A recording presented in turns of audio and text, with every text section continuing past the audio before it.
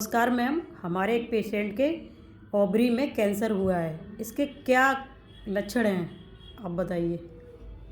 जी हाँ, नमस्कार। मैं हूँ doctor Shivani Shikha, Chiranjeevi nursing home, Agra. Ovary का कैंसर के बारे में मैं आपको ये चीज़ बताना चाहूँगी कि ये अन्य कैंसर से थोड़ी भिन्न कैंसर होती है। ये मुख्यतः 3 तरह की होती है: epithelial cancer, germ cell tumour और सेक्स कॉर्ड ट्यूमर। लेकिन जो सबसे कॉमन होती है वो एपिथेलियल कार्सिनोमा होती है। ये लेट एज में थोड़ा इसका प्रेजेंटेशन होता है, जैसे कोई महिला 50-51 साल की हो जाए, 55 साल की हो जाए, उसके बाद प्राय करके इसका प्रेजेंटेशन होता है। कुछ कैंसर कम एज के लोगों में भी होती है, जो कि जर्म सेल कैंसर या ट्यूमर कहलाती है, लेकिन वो थोड़ा सा कम है। जो ज़्यादा कॉमन है वो एपिथेलियल कैंसर है और वो उसका मैनिफेस्टेशन जो है वो लेट एज में होता है।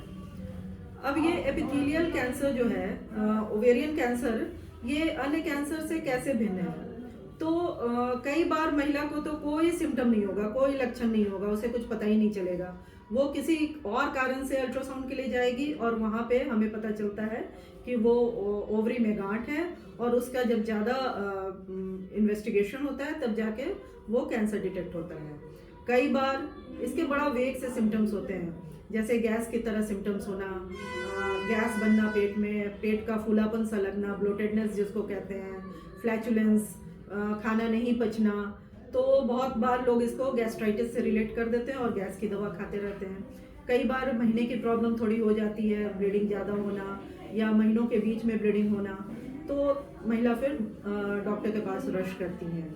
तो इस तरह के वेग कंप्लेंट्स के चलते, चूँकि महिला काफ़ी देर से समझ पाती हैं, देर से उनका डॉक्टर विजिट हो पाता है, तो कई बार हमें ये लेट स्टेज में मिलता है। अर्ली स्टेज में इसका डिटेक्शन जो है वो थोड़ा मुश्किल हो जाता है। तो अब हम कहें कि किन महिलाओं में ये ज़्यादा कॉमन है, तो जो जिनमें वजन ज़्यादा है, जो ओबीज महिला है, जिन्होंने कभी किसी बच्चे को जन्म ना दिया हो, नली पारा जिसको कहते हैं, उनमें ये ज़्यादा कॉमन होता है। जिन्होंने अपने बच्चों की ब्रेस्ट फीडिंग ना कराई हो, उनमें ज़्यादा कॉमन होता है। और जो सबसे कॉमन कंडीशन देखा गया है वो जेनेटिक होता है। अगर किसी की माँ, बहन, नानी या सिबलिंग्स, मतलब भाई बहन में इस तरह के कैंसर, जैसे कि ओवरी का कैंसर, ब्रेस्ट का कैंसर, कोलोन का कैंसर यानी आंतों का कैंसर, ये सब हुआ है, तो उनमें ये कैंसर होने की संभावना ज़्यादा रहती है। ऐसा माना जाता है कि 2 तरह के जीन्स होते हैं, BRCA1 एंड BRCA2, जिसके म्यूटेशन से ये कैंसर होने की संभावना ज़्यादा रहती है। इसलिए जिनमें भी ये कैंसर होता है, जिनके रिलेटिव्स में, फर्स्ट डिग्री रिलेटिव्स में ये कैंसर हो चुके हैं, उन्हें ज़रूर अपने BRCA1 और BRCA2 जीन्स की टेस्टिंग करानी चाहिए, जिसकी कॉस्ट लगभग 25 से 30 हज़ार रुपये की होती है। उसके बाद अगर हम बताएं तो इसका ट्रीटमेंट क्या पार्ट होता है, तो ट्रीटमेंट तो इसके स्टेज और ग्रेड पे डिपेंड करता है, और जनरली वो एक कैंसर सर्जन डिसाइड करते हैं कि इसका क्या ट्रीटमेंट होगा। और ट्रीटमेंट के पहले जो हम लोग जांच कराते हैं वो जनरली अल्ट्रासाउंड होता है, और एक ट्यूमर मार्कर होता है जो कि एपिथेलियल सेल कैंसर के लिए ही होता है मोस्टली, वो CA-125 कहलाता है। CA-125 लगभग 800 से 1000 रुपये की जांच होती है, और वो कई और कंडीशन में भी बढ़ी रहती है।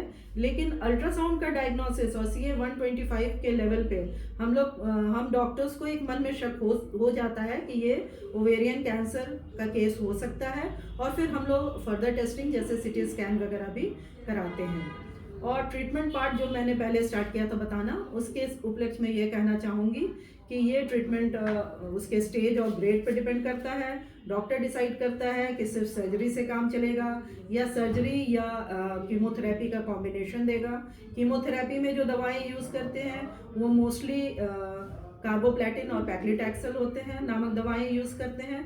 और आजकल टारगेटेड थेरेपी भी यूज़ हो रही है, स्पेशली जो BRCA1 और BRCA2 जीन्स के म्यूटेशन के चलते जिनमें पाया जाता है जिन पेशेंट्स में, तो उसमें टारगेटेड थेरेपी बहुत इफ़ेक्टिव होती है, जो ड्रग ओलापेरिव नाम से अवेलेबल होती है।